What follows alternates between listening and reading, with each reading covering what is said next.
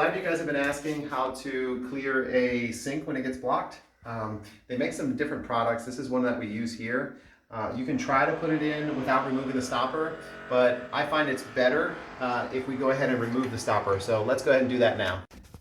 So on every pop-up assembly, there is going to be a nut that you can turn that will release a pin that is connected to the stopper. So you want to pull this out almost all the way so that you can disengage it and get your stopper out. So now that we've got our stopper out, we can then use one of these to clear the drain.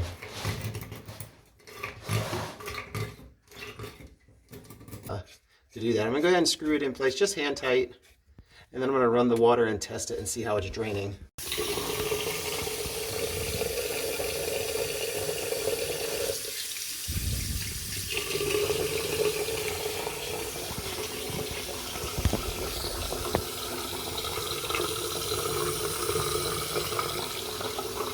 So the fixture does seem like it's draining.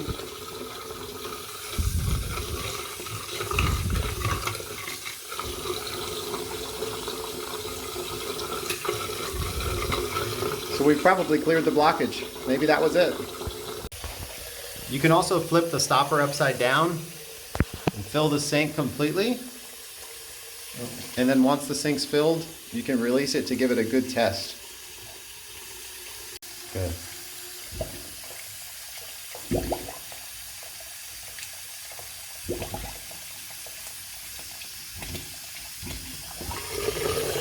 Looks like it's draining fine.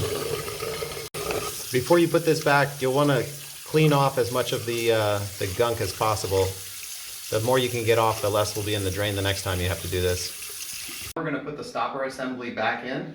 So what we're going to want to do is reach down with our right hand, unscrew it from the back.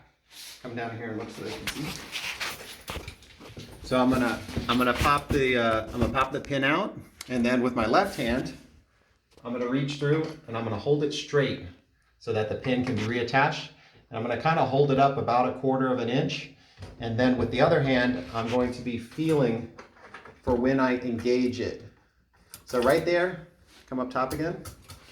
So right there, now I'm pulling pressure on it and I can't pull it out. That means I've locked it in place and I'm good to go to secure the nut on the bottom. So get it all the way back in there so they can see. So there we go. I'm going to tighten this up.